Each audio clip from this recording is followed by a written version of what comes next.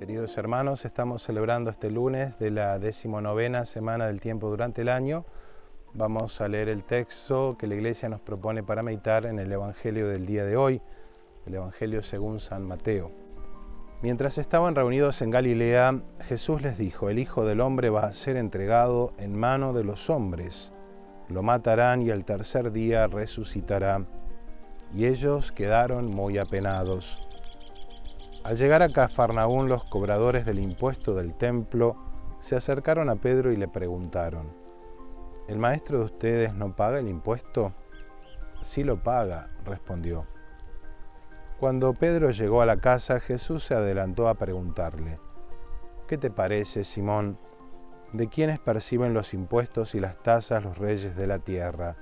¿De sus hijos o de los extraños? Y como Pedro respondió de los extraños, Jesús le dijo: eso quiere decir que los hijos están exentos. Sin embargo, para no escandalizar a esta gente, ve al lago, echa el anzuelo, toma el primer pez que salga y ábrele la boca. Encontrarás en ella una moneda de plata. Tómala y paga por mí y por ti. Palabra del Señor. Gloria a ti, Señor Jesús.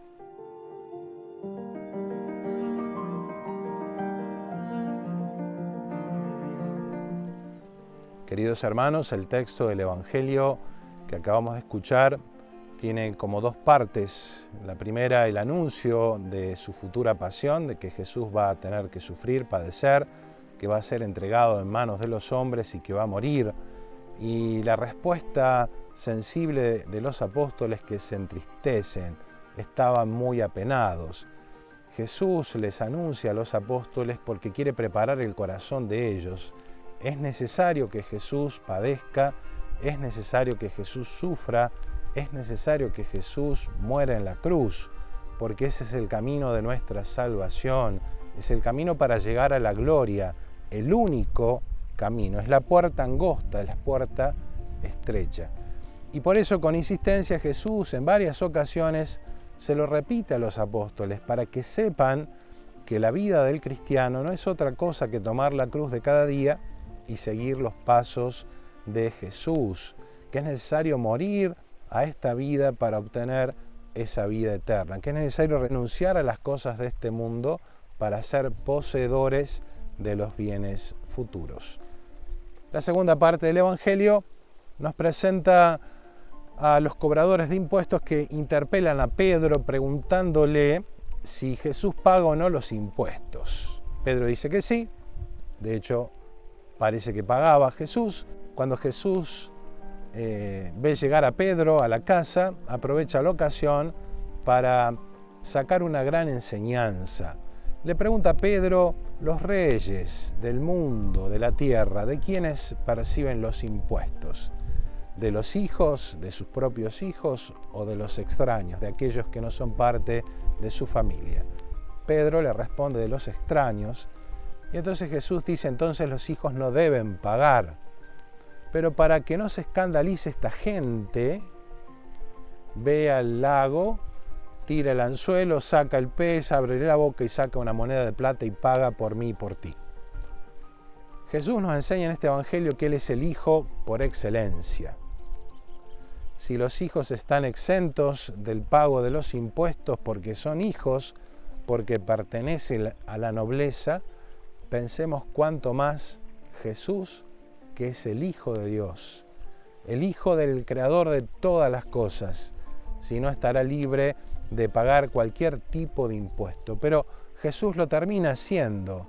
Con esto, en primer lugar, nos enseña que Él es Hijo de Dios, que nosotros por el bautismo participamos de esa filiación divina. También nosotros somos hijos de Dios. Pero también nos enseña que debemos respetar a las autoridades y para no escandalizar a aquellos que tal vez no tienen una fe tan formada, también debemos cumplir las normas, como en este caso, pagar los impuestos. Esto lo podríamos aplicar en un montón de cosas en las que uno dice: bueno, pero yo estoy exento de esto, yo no tengo que hacer esto o no tengo que cumplir esto otro. Pero sin embargo, muchas veces para evitar el escándalo, nosotros lo tenemos que hacer, nosotros lo tenemos que cumplir.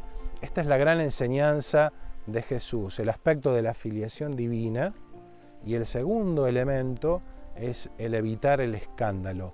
Aunque yo no tenga la obligación de hacer tal o cual cosa, si eso que yo voy a hacer puede escandalizar a otro, yo debo evitarlo por el escándalo. Recordemos que el escándalo es una piedra de tropiezo. Jesús no tenía necesidad de pagar el impuesto, pero sin embargo, para evitar un escándalo hacia el otro, Él cumple con la norma. Esto en nuestra vida espiritual lo podríamos aplicar en un montón de cosas.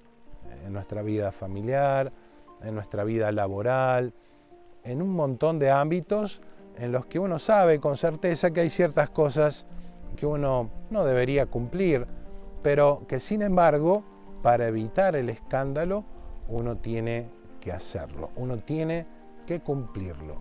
Hoy también la Iglesia celebra un gran santo, San Lorenzo, diácono y mártir. San Lorenzo vive en los primeros siglos de la Iglesia.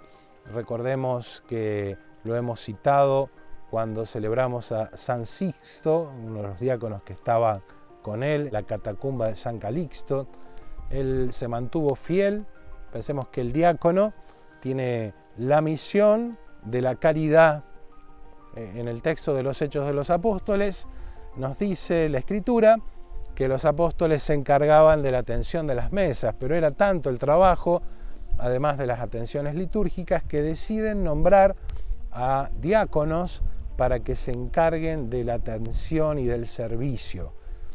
Esta es la misión principal de los diáconos, la atención y el servicio, y la atención y ayuda en el ministerio sacramental, litúrgico. Por eso los diáconos ayudan al sacerdote, ayudan al obispo en algunos sacramentos. Pensemos que un diácono puede bautizar, puede casar, puede llevar la comunión, en la Santa Misa ayuda al sacerdote o al obispo, puede decir algunas partes de la misa, puede leer el Evangelio, puede predicar.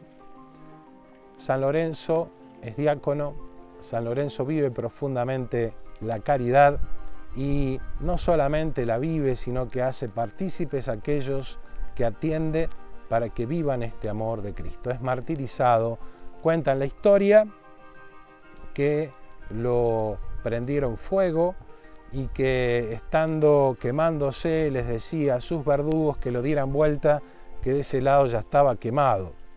Pensemos algo que puede sonar bastante raro, esa paz interior que tenía en medio de los sufrimientos. Pensemos lo que puede ser que nos estén quemando vivos, es decir, el dolor inmenso, pero cómo Dios los sostenía en ese momento para no quebrantarse, cómo Dios los sostenía para que no se quebrantara y para que se mantuviera firme en ese propósito de dar la vida por Jesús.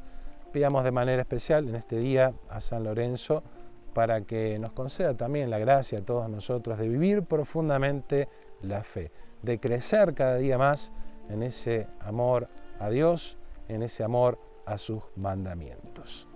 Y la bendición de Dios Todopoderoso, Padre, Hijo y Espíritu Santo, descienda sobre ustedes y permanezca para siempre.